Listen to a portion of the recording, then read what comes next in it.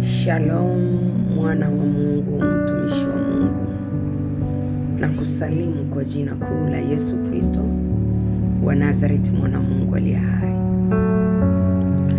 Leo natamani nizungumze na binti yangu popote pale unakonifuatilia, ambaye yamkini umeumizwa kwenye mahusiano. Binti, wewe umeumizwa kwenye mahusiano na yamkini ulikuwa na mchumba wako na aliahidi atakuoa, na ikawa umekubali na mmekubaliana na mumeishi kwenye mahusiano ni muda mrefu. Lakini mbaya zaidi katika hayo mahusiano, wewe umekuwa kama mke, nikiwa na maana tendo la ndoa unalifanya, unaondoka nyumbani kwenu au nyumbani kwako unakoishi, unaenda kulala kwa mwanaume, hapo hajakuoa, unaenda unamfulia, unampikia, unafanya usafi, unanyosha na nguo kabisa, na kulala unalala kabisa. Imekuwa ni tabia mfululizo,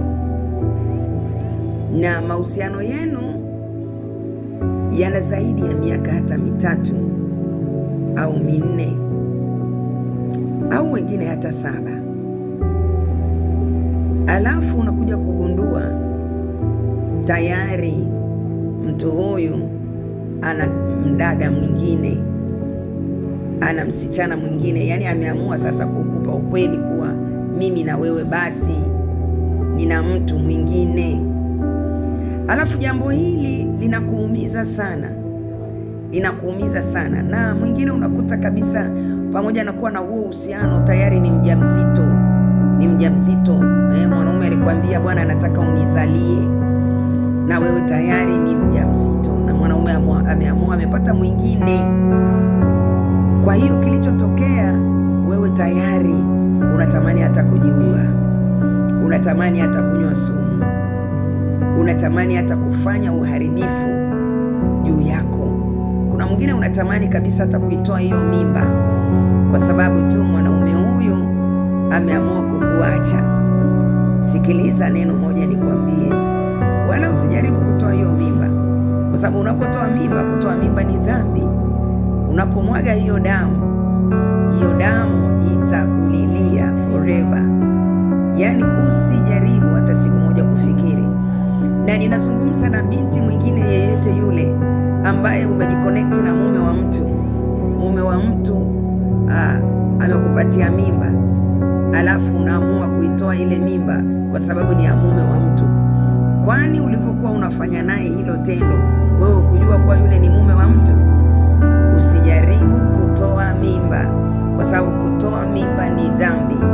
Unapomwaga damu, ni mbaya kumwaga damu. Damu ya mwanadamu ni mbaya kumwaga. Kwanza uliyembeba ni mtumishi wa Mungu, no matter ni mume wa mtu ulitembea naye. Siko hapa kwa kuencourage kwa kutembea na mume wa mtu, hapana. Lakini umetembea na mume wa mtu, imetokea umepata mimba, hutakiwi kuitoa hiyo mimba.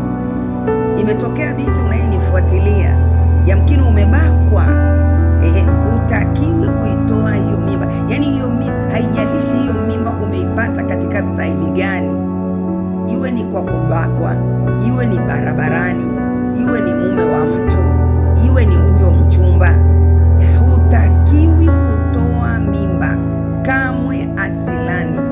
Yani usijaribu kufanya hivyo, kwa sababu utakapojaribu kufanya hivyo ni machukizo mbele za Mungu aliye hai, na yako madhara kiroho na kimwili ya kutoa mimba.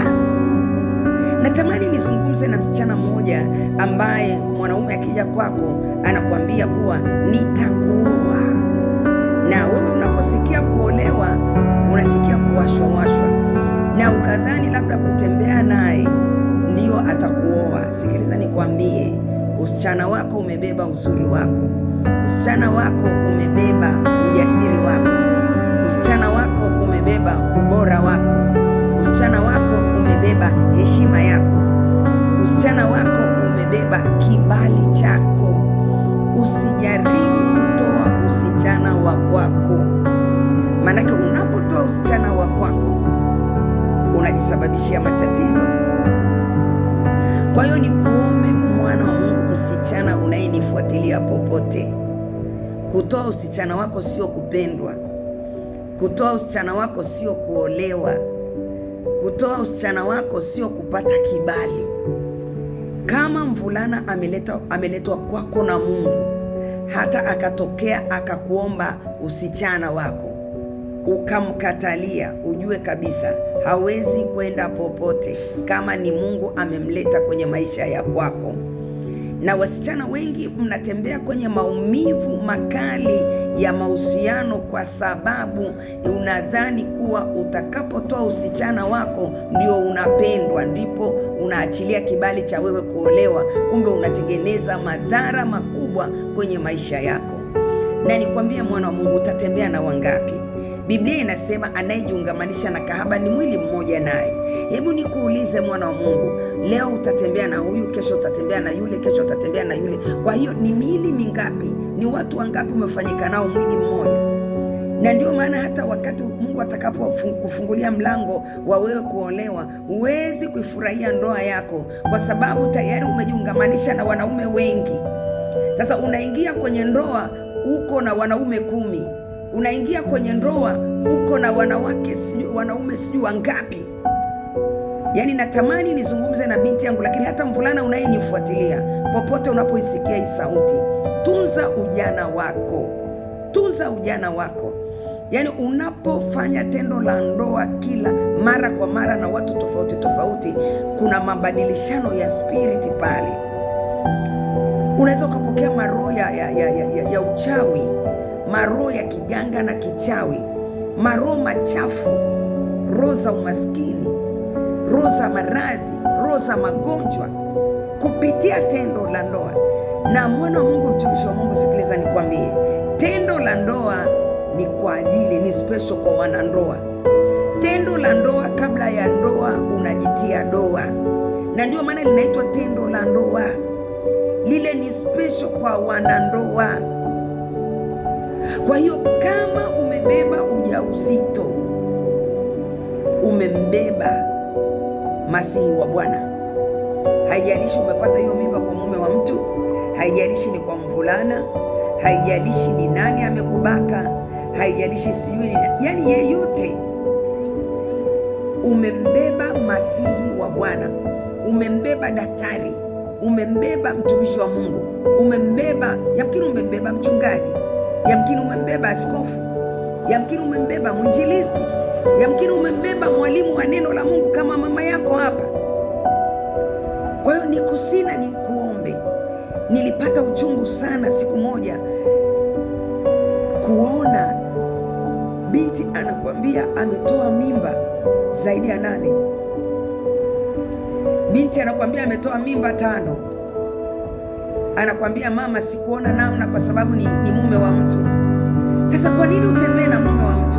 Alafu binti huyo atakuja kuolewa, utaingia kwenye ndoa yako, utaanza kupitia kwenye changamoto ya kupata mtoto, lakini kumbe huko nyuma ulifanya uharibifu. Na ndio maana binti, mvulana unayenifuatilia popote pale ulipo, mvulana unayenifuatilia popote pale ulipo, maanisha kumwomba Mungu akupatie mke sahihi. Hili ni swala la kwenda rohoni, sio swala la misisimko. Kwa mimi nasemaga ndoa sio msisimko jamani. Hakikisha unakwenda mbele za Mungu kumwomba Mungu akupatie mke mwema. Manake hebu fikiria, unakwenda kwa msisimko alafu unakutana na msichana aliyetoa mimba 10, unakutana na msichana aliyetoa mimba 8, unakutana na msichana aliyetoa mimba 5. Ndoa sio msisimko, mtumishi wa Mungu. Hakikisha unamlilia Mungu anakupatia mke sahihi.